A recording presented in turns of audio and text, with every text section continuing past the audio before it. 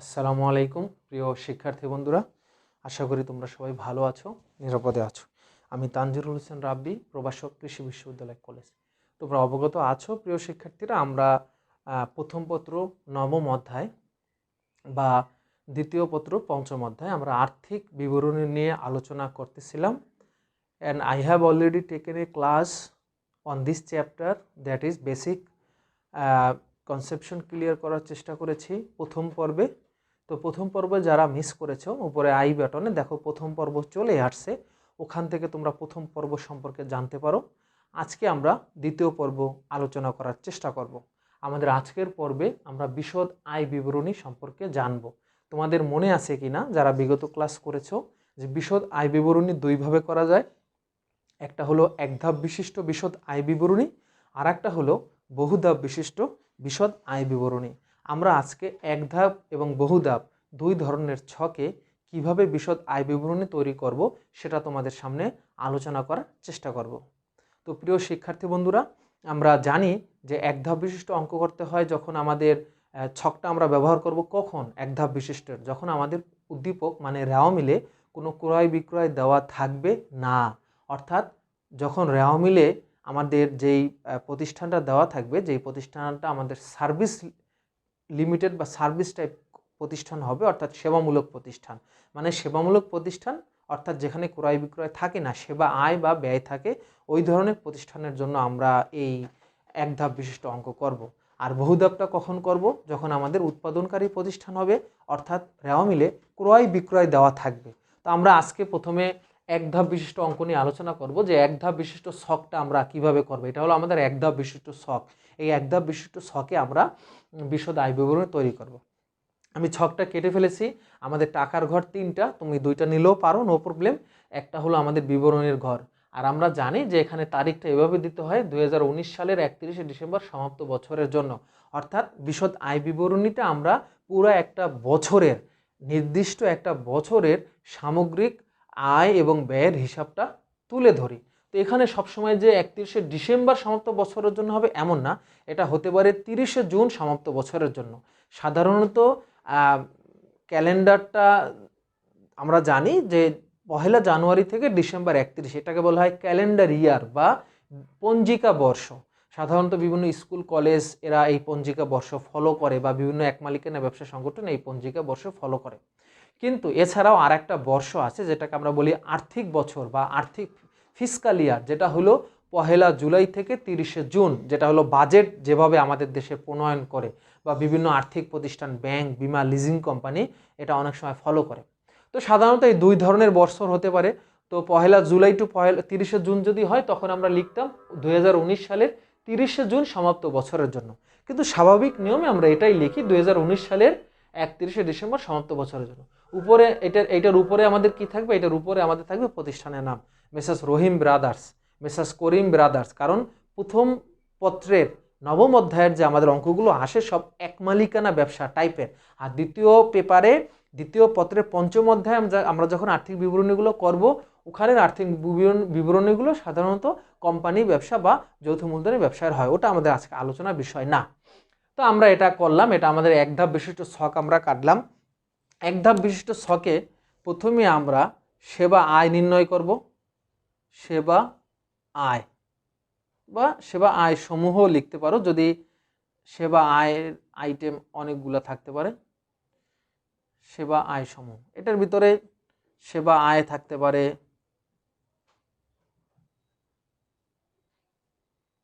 প্রাপ্ত কমিশন, এটাও কিন্তু আয় থাকতে পারে, এরকম অনেকগুলো আইটেম থাকবে। এখান থেকে জাস্ট আমরা কি করব, ব্যয়গুলো বাদ দেব। ব্যয়ের ভিতরে কি কি থাকতে পারে, বেতন থাকতে পারে,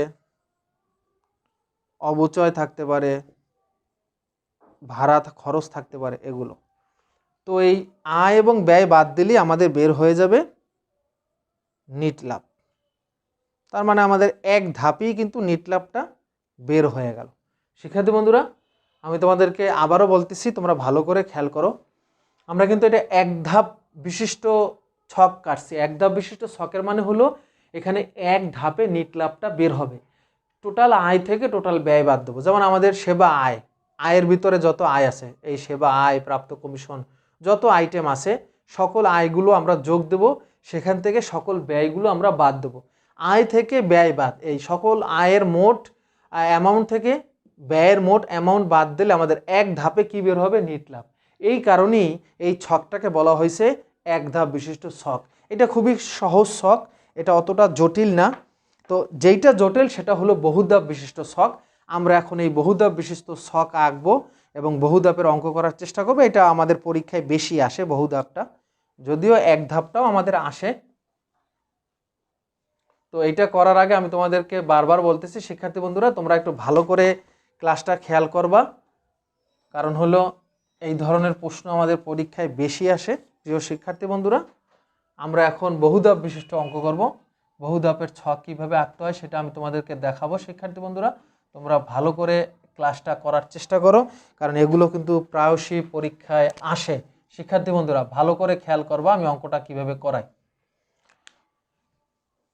আমি একটু আগে বলেছি যে এক ধাপ বিশিষ্ট ছকে নিট লাভটা এক ধাপে বের হবে, অর্থাৎ মোট সেবা আয় থেকে মোট ব্যয় বাদ দিলে এক ধাপে আমাদের নিট লাভটা বের হয়। বাট আমরা এখন বহুধাপ বিশিষ্ট ছকে আসি, এখানে অবশ্যই এক ধাপে নিট লাভটা বের হয় না। এখানে তিনটা ধাপ সাধারণত আমাদের পার হইতে হয়। প্রথম ধাপে হলো মোট লাভ, পরের ধাপে হলো পরিচালন মুনাফা, শেষ ধাপে হলো নিট লাভ। আমি আবারও বলতেছি, বহুধাপ বিশিষ্ট ছকে যখন আমরা বিশদ আয় বিবরণী তৈরি করব, তখন আমাদের মোট লাভ নিট লাভটা তিনটা ধাপে বের হয়। প্রথম ধাপে হলো মোট লাভ, পরের ধাপে হলো পরিচালন মুনাফা, শেষ ধাপে হলো নিট লাভ। কিন্তু এছাড়া আমাদের যদি আমাদের উদ্দীপকে বা রেওয়ামিলে যদি আয়কর থাকে বা আয়করটা বা এরকম যদি থাকে, কর ধরতে বলে, আয়কর তো না, কর যদি থাকে, অনেক সময় দেখা যায় আমাদের ধাপার একটা বাড়তে পারে, কর পরবর্তী নিট লাভ। সাধারণত ওইটা আমাদের আসে না, ওইটা আমি আলোচনাও করব না। আমরা তিনটা ধাপে কিভাবে এই বহুধাপ বিশিষ্ট ছকটা কাটবো সেটা তোমরা দেখবা, খুবই ভালো করে খেয়াল করবা। আমি এখন বহুধাপের অঙ্ক করতেছি, ছকটা সেম কিন্তু বিবরণের এখানে চেঞ্জ আছে। টাকার ঘর আমরা তিনটাই রাখতে পারি। তো এই অঙ্কটা শুরু করার জন্য সর্বপ্রথম আমাদের যেটা লাগবে সেটা হলো আমাদের নিট বিক্রয় লাগবে। শিক্ষার্থী বন্ধুরা তোমরা ভালো করে খেয়াল করো, এই অঙ্ক করার জন্য আমাদের প্রথমেই যেই জিনিসটা লাগবে সেটা হলো নিট বিক্রয়। আমি এখানে একটা স্টার দিলাম, কেন স্টার দিলাম সেটার ব্যাখ্যা আমি একটু পর তোমাদেরকে দেব।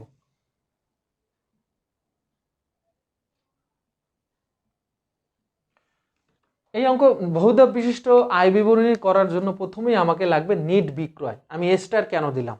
স্টার দিলাম একই কারণে, আমি কিন্তু বিক্রয় লিখি নাই, আমি কি লিখছি? নিট বিক্রয়। কিন্তু তোমাদের প্রশ্নে উদ্দীপকে যে রেওয়ামিলটা দেওয়া থাকবে সেই রেওয়ামিলে দেওয়া থাকবে বিক্রয়। রেওয়ামিলে কি দেওয়া থাকবে শিক্ষার্থী বন্ধুরা? রেওয়ামিলে দেওয়া থাকবে বিক্রয়, কিন্তু আমার এইখানে কি আসবে? নিট বিক্রয়। এখন নিট বিক্রয় আমরা কিভাবে বের করব? নিট বিক্রয়টা অবশ্যই সরাসরি দেওয়া থাকবে না, আমাদেরকে বের করতে হবে। এটা আমরা এখানেও করতে পারি, আবার আমরা এটা ভেঙে ভেঙেও করতে পারি। আমি এখানে করব না, কেন করব না? কারণ হলো এখানে যদি করি তাহলে আমার এই বোর্ডের ভিতরে সম্পূর্ণ অঙ্কটা ধরানো সম্ভব হবে না। আমি যে কাজটা করব, তোমরা কমেন্টসে এই ডেসক্রিপশন বক্সে যাও, অর্থাৎ ইউটিউবে যারা ক্লাসটা করতেছো দেখো এরকম একটা চিহ্ন আছে, ওই চিহ্নতে ক্লিক করো। এরকম একটা চিহ্ন আছে, যারা ইউটিউবে ক্লাস করতেছো এরকম চিহ্নতেছে, ওই মানে এটাকে বলে ডেসক্রিপশন বক্স। ডেসক্রিপশন বক্সে দেখো এই ফুল অঙ্কের ছকের পিডিএফ লিঙ্ক দেওয়া আছে, ওইটা ক্লিক করো, পিডিএফটা আসবে, ডাউনলোড করো, প্রিন্ট করো, এটা তোমাদের জন্য আমি ফ্রি রেখে দিয়েছি। তাহলে নিট বিক্রয়টা কিভাবে, মানে ফুল অঙ্কটা ওখানে দেওয়া আছে। আমি একেবারে সব এখানে আনতেছি না, মূল বিষয়টা আলোচনা করার চেষ্টা করতেছি। তাহলে এখন আসো নিট বিক্রয়। কেন নিট বিক্রয় লিখলাম? নিট বিক্রয় আমাদের প্রশ্নে দেওয়া থাকবে না, রেওয়ামিলে থাকবে না, আমাদের বের করতে হবে, আমাদের বের করতে। তাহলে নিট বিক্রয় কি কি থাকতে পারে? আমাদের বিক্রয় দেওয়া থাকবে, বিক্রয় থেকে আমরা বিক্রয় ফেরত বাদ দেবো। বিক্রয় থেকে কি বাদ দেবো? বিক্রয় ফেরত বাদ দেবো। বিক্রয় ফেরতটা বিক্রয়ের অপর পাশে থাকবে, বিক্রয়ের উল্টা পাশে থাকবে বিক্রয় ফেরত। তাহলে বিক্রয় থেকে বিক্রয় ফেরত বাদ দেবো, বিক্রয় বাট্টা বাদ দেবো। বিক্রয় বাট্টাটাও বিক্রয়ের উল্টা পাশে থাকবে, অর্থাৎ ডেবিট পাশে থাকবে। বিক্রয় থাকে ক্রেডিট পাশে, আর বিক্রয় ফেরত এবং বিক্রয় বাট্টা, যেটাকে আমরা কারবারি বাট্টা নামে বলি, বিক্রয় বাট্টা, ওটা ডেবিট পাশে থাকবে। তাহলে নিট বিক্রয় আমরা কিভাবে বের করব?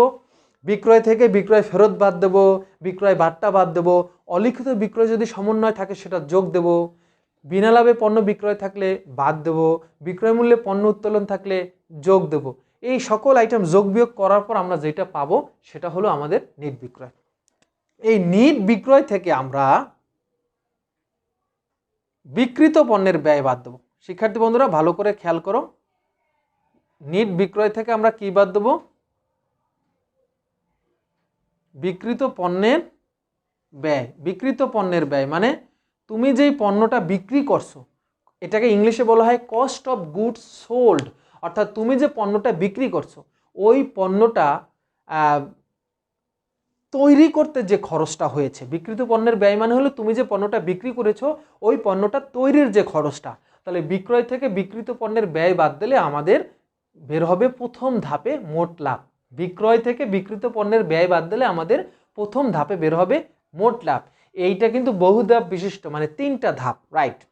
এখন প্রশ্নে কখনোই আমাদের বিক্রিত পণ্যের ব্যয় সরাসরি দেওয়া থাকবে না, আমাদের এই বিক্রিত পণ্যের ব্যয়টা বের করতে হবে। এই বিক্রিত পণ্যের ব্যয় নির্ণয়ের জন্য আমাদের 3টা আইটেম লাগবে। কয়টা আইটেম? 3টা আইটেম। আমি আবারও বলতেছি শিক্ষার্থী বন্ধুরা, বিক্রিত পণ্যের ব্যয় কখনো আমাদের প্রশ্নে সরাসরি দেওয়া থাকবে না। বিক্রিত পণ্যের ব্যয় বের করতে হলে আমাদের 3টা আইটেম যোগ করতে হবে। নিট ক্রয়, প্রারম্ভিক মজুত পণ্য, প্রত্যক্ষ খরচ। প্রারম্ভিক মজুত পণ্য, নিট ক্রয়, প্রত্যক্ষ খরচ, এই 3টা আমরা যোগ দিলে আমাদের বিক্রিত পণ্যের ব্যয় বের হবে। ওই বিক্রিত পণ্যের ব্যয়ের মোট টাকা আমরা বিক্রয় থেকে বাদ দিলে আমাদের প্রথম ধাপটা বের হবে, অর্থাৎ মোট লাভ। তাহলে আমাদের লাগবে প্রারম্ভিক মজুত পণ্য, আমরা এখানে লিখলাম প্রারম্ভিক মজুত পণ্য।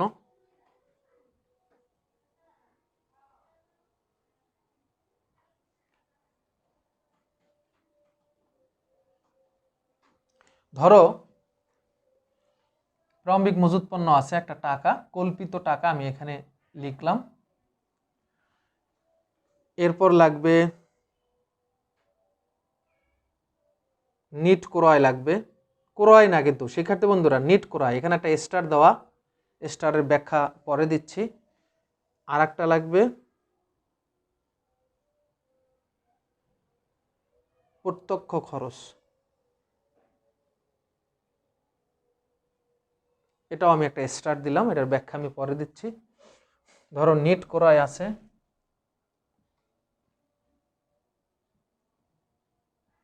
প্রত্যক্ষ খরচ আছে, এই 3টা যোগ দিলে আমাদের বের হবে বিক্রয়যোগ্য পণ্যের ব্যয়। এই 3টা যোগ দিলে আমাদের বের হবে বিক্রয়যোগ্য পণ্যের ব্যয়।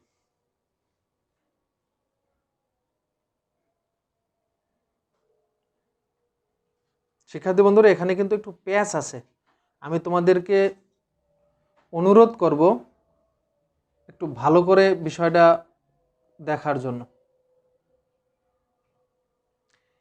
প্রারম্ভিক মজুত পণ্য, নিট ক্রয়, প্রত্যক্ষ খরচ, এই 3টা যোগ দিলে বের হয় বিক্রয়যোগ্য পণ্যের ব্যয়। এই বিক্রয়যোগ্য পণ্যের ব্যয় থেকে সমাপনী মজুত পণ্য বাদ দিলে সমাপনী মজুত পণ্য, সমাপনী মজুত পণ্য যদি আমরা বাদ দেই এই বিক্রয়যোগ্য পণ্যের ব্যয় থেকে,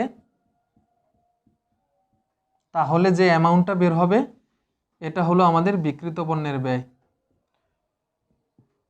আর বিক্রয় থেকে বিক্রিত পণ্যের ব্যয় বাদ দিলে প্রথম ধাপে আমাদের বের হবে মোট লাভ। প্রথম ধাপে আমাদের বের হবে মোট লাভ।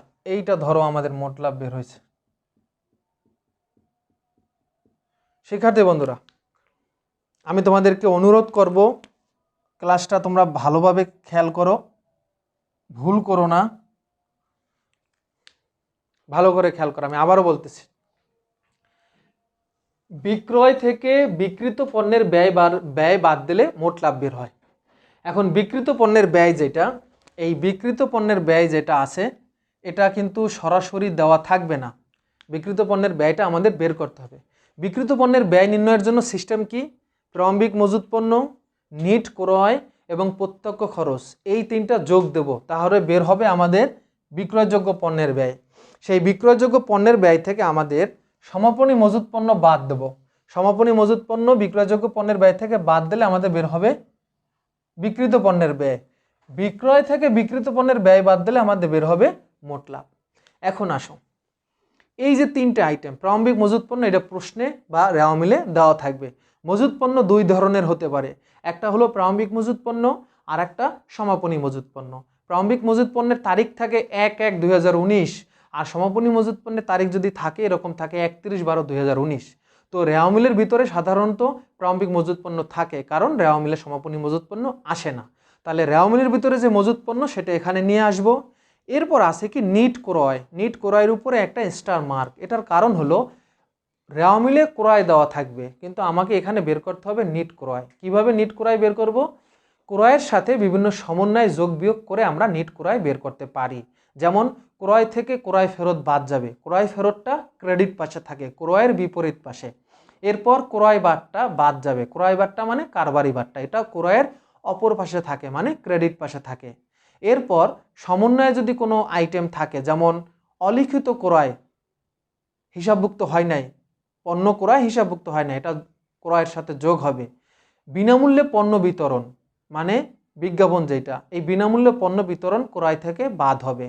এরপর হতে পারে মালিক কর্তৃক পণ্য পণ্য উত্তোলন, এটা ক্রয় থেকে বাদ যাবে। এরপর হতে পারে অগ্নিবিনষ্ট পণ্য, সেটা ক্রয় থেকে বাদ যাবে। বিনা লাভে পণ্য বিক্রয়, সেটা ক্রয় থেকে বাদ যাবে। তো এমন কিছু আইটেম আছে, এগুলো যোগ বিয়োগ করে আমি স্টার দেওয়ার কারণ হলো এই পুরোটা আমি এখানে নিয়ে আসিনি, ওটা ডেসক্রিপশন বক্সে দেওয়া আছে। তো এই নিট ক্রয়ের যে লেনদেনটা সেটা তোমরা কিন্তু এই ঘরে করবা। টাকার ঘর তিনটা দেওয়ার কারণ কিন্তু এটা হলো মূল মানে প্রাথমিক খুচরা লেনদেনের টাকাটা এখানে যোগ বিয়োগ করবা, পরে এইটা, আর এইটা হলো ফাইনাল ঘর। তাহলে নিট ক্রয় বের করার যোগ বিয়োগটা আমরা এই ঘরে করব। এই ঘরে ক্রয় লিখবো, ক্রয় থেকে ক্রয় ফেরত বাদ দেবো, ক্রয় বারটা যদি থাকে বাদ দেবো, অলিখিত ক্রয় যোগ দেবো, বিনামূল্যে পণ্য বিতরণ বাদ দেবো। সব সমন্বয় তো আর একসাথে থাকবে না, যে কটা থাকে আর কি। সব করার পর ফাইনাল যে নিট ক্রয় সেটা এখানে লিখবো। এরপর আসো প্রত্যক্ষ খরচ। প্রত্যক্ষ খরচটা মানে কি? প্রত্যক্ষ খরচ হলো উৎপাদনের সাথে সরাসরি জড়িত খরচগুলোকে বলা হয় প্রত্যক্ষ খরচ। যেমন মজুরি একটা প্রত্যক্ষ খরচ, ক্রয় পরিবহন একটা প্রত্যক্ষ খরচ, জাহাজ ভাড়া একটা প্রত্যক্ষ খরচ, ডক চার্জ, গ্যাস বিল, পানি বিল, এগুলো সবই প্রত্যক্ষ খরচ। এরপর হতে পারে ক্রয় শুল্ক, আমদানি শুল্ক, এগুলো সবই প্রত্যক্ষ খরচ। তো কি কি আইটেম প্রত্যক্ষ খরচের ভিতরে যায় সেগুলো আমি স্টার মার্ক করে দিয়েছি ডেসক্রিপশন বক্সের পিডিএফে, ওখানে দেওয়া আছে, তোমরা দেখে নেবা। তো এখানে এগুলোর সাথে আবার বকেয়া অগ্রিম থাকতে পারে। এগুলো করার পর ফাইনাল প্রত্যক্ষ খরচ এখানে লিখবা। তাহলে এই যে তিনটা আইটেম আমি আবার বলতেছি, একটা হলো প্রারম্ভিক মজুত পণ্য, নিট ক্রয়, প্রত্যক্ষ খরচ, এই তিনটা যোগ করলে আমাদের কি বের হয়? বিক্রয়যোগ্য পণ্যের ব্যয়। এই হলো বিক্রয়যোগ্য পণ্যের ব্যয়। বিক্রয়যোগ্য পণ্যের ব্যয় থেকে আমরা কি বাদ দেবো? সমাপনী মজুত পণ্য। বিক্রয়যোগ্য পণ্যের ব্যয় থেকে সমাপনী মজুত পণ্য বাদ দিলেই এই যে বিক্রিত পণ্যের ব্যয়, এই বিক্রিত পণ্যের ব্যয় কিন্তু এই বের হইলো। এবং এটা ব্র্যাকেটে কেন? এটা মাইনাস আইটেমগুলো ব্র্যাকেটে থাকে। ব্র্যাকেট দেওয়ার কারণ কি? কারণ বিক্রিত পণ্যের ব্যয়ের আগে কি লেখা আছে? বাদ। তার মানে এই বিক্রিত পণ্যের ব্যয় যেটা বের করছে আগে লেখা আছে বাদ দেবো। কি থেকে বাদ দেবো? বিক্রয় থেকে। বিক্রয় থেকে বিক্রিত পণ্যের ব্যয় বাদ দিলে আমাদের মোট লাভ বের হবে। এটা হলো আমাদের প্রথম ধাপ। এখন মোট লাভ বের হয়েছে, ভালো কথা। মোট লাভের সাথে আমরা যোগ দেব পরিচালনায়। মোট লাভের সাথে আমরা পরিচালনায় যোগ দেব, আর মোট লাভ থেকে আমরা পরিচালন ব্যয় বাদ দেব। আবারও বলতেছি, মোট লাভের সাথে আমরা পরিচালন আয় যোগ দেব, আর পরিচালন ব্যয় আমরা বাদ দেব। মোট লাভ যেটা বের হয়েছে আমাদের পরিচালন আয় যেটা আছে সেটা যোগ, আর পরিচালন ব্যয় যেটা আছে সেটা আমাদের বাদ। যা আছে যোগ বিয়োগ করে আমরা যেইটা পাবো আর কি, যাই আসে যেটাই পাই, যেই রেজাল্টটা এখন বের হবে এটা হলো আমাদের দ্বিতীয় ধাপ, মানে পরিচালন মুনাফা।